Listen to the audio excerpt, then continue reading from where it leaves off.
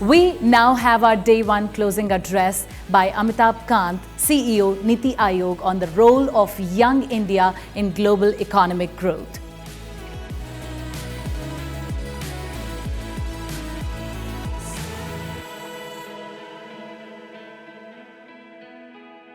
Ladies and gentlemen, it is my great pleasure to join you for the ET-IBM Reshape Tomorrow Summit.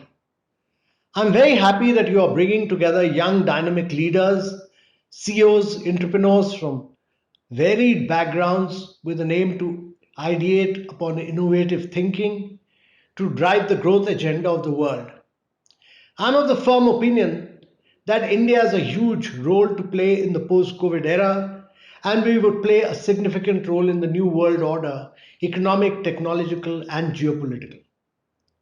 While the COVID 19 situation was an unforeseen crisis, it also brought along numerous opportunities, be it technology or manufacturing, which India was quick to leverage. Today, there is finally hope. We have moved to a stage where we not only have a vaccine, but India, as the global vaccine hub, is mass producing vaccines for people of India and the world. India is all set for a V shaped recovery. IMF has projected an impressive 11.5% growth rate for India in 2021, making us the only major economy of the world to register a double digit growth this year amidst the coronavirus pandemic. Not only that, this is the highest projected growth rate to be recorded by any country. Indeed, even global economic growth is poised for a bounce back in 2021 after the sharpest drop in output since World War II. Policymakers across the world, and especially in developing countries, must focus on mitigating the long term negative impact that the pandemic has had on growth and income.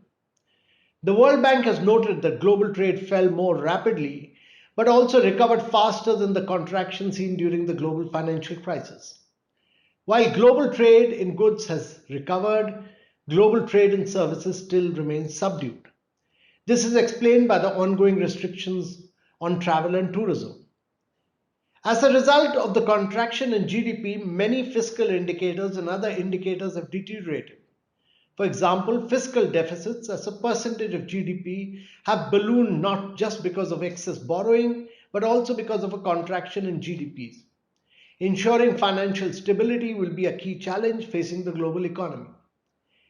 Investments in human capital will be critical. Education, health, and nutrition must be critical focus areas in the agenda to drive global growth. However, the investments required will be substantial. It is only through growth can the world bring itself out of the shadows of the pandemic. With robust growth, business will gain cash flows to service their debts. Consumers with growing incomes will spend more. Businesses with surpluses will invest more. Governments across the world must devise innovative ideas and policy to drive sustained growth. Ladies and gentlemen, while the COVID 19 crisis was indeed a challenging one which pushed countries to their limits, India used this crisis to push for economic reforms and introduce technology driven interventions which would help put ourselves on a high growth, high innovation trajectory. In the aftermath of COVID 19, we announced the most ambitious reform and relief package across the world, the Atmanirbhar Bharat Abhiyan. We pushed long pending reforms in agriculture, defense, aviation, coal, to name a few. Atmanirbhar Bharat is grounded in a series of sustained, innovative, and large scale reforms which were undertaken over the past few years, which range from GST to the restructuring, direct taxes, and from elimination of 1400 plus antiquated laws to allowing 100% FDI through automatic route. These are all landmark reforms for the country. The recently announced landmark budget provides a clear roadmap for the next 3 to 4 years. We have massively boosted our expenditure towards infrastructure. It is interesting to note that in order to fund infrastructure at such a mega scale, the focus is on raising revenues through asset monetization. We now have an asset monetization pipeline in addition to the mammoth national infrastructure pipeline. Asset monetization is also crucial for enhancing private sector participation and will help restart a cycle of investments. production linked incentive scheme is a big step which would ensure self resilience but also deeper integration with the global value chains. Areas in which PLI schemes have been launched range from pharmaceuticals to advanced cell chemistries and from textiles to auto components. The PLI scheme will be vastly beneficial for drawing inward investments, increasing our manufacturing capabilities, and making our industries globally competitive, in addition to employment generation and an overall multiplier impact on the Indian economy. If we want to emerge as global champions, we must get into sunrise areas of growth and not sunset areas of growth. Japan, South Korea, Taiwan, and China focused on sunrise sectors of growth. They undertook bold reforms and embraced innovation to grow on a sustained basis. For India, I strongly believe that these areas are shared, connected, and clean mobility, artificial intelligence, advanced cell chemistries, 5G technologies, and genomics.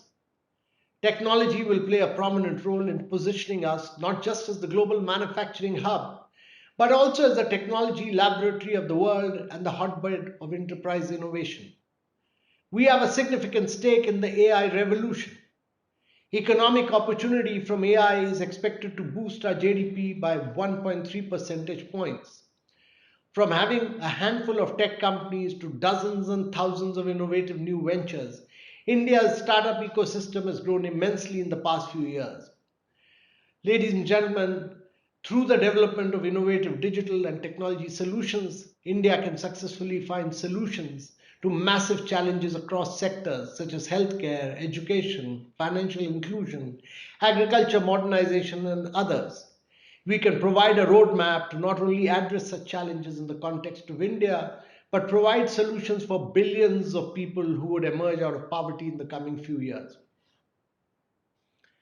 Ladies and gentlemen, India is a young and dynamic workforce. As a nation, we are strongly oriented towards reforms and have evolved a policy environment which is favorable and enables investments into India and which allows our companies to become global champions. The reforms that we have undertaken would allow Indian manufacturers to become globally competitive, attract investments at a large scale, boost our export potential, and give rise to economies of scale. We'll be able to produce cutting edge products and solutions, and this will ensure our integration into the global value chains. The technology leadership shown by India since the onset of the pandemic amplifies India's dominance in expressing its technology prowess. As a result of these reforms, I am confident that India would be able to leverage its resilience and capabilities and unleash our ability to innovate, manufacture, and export, and thus play a pivotal role in the new geopolitical order. By all measurable indicators of economic growth and human development, the current decade, the 2020s, belong to India. Thank you very much, ladies and gentlemen. It's been a great pleasure speaking to you.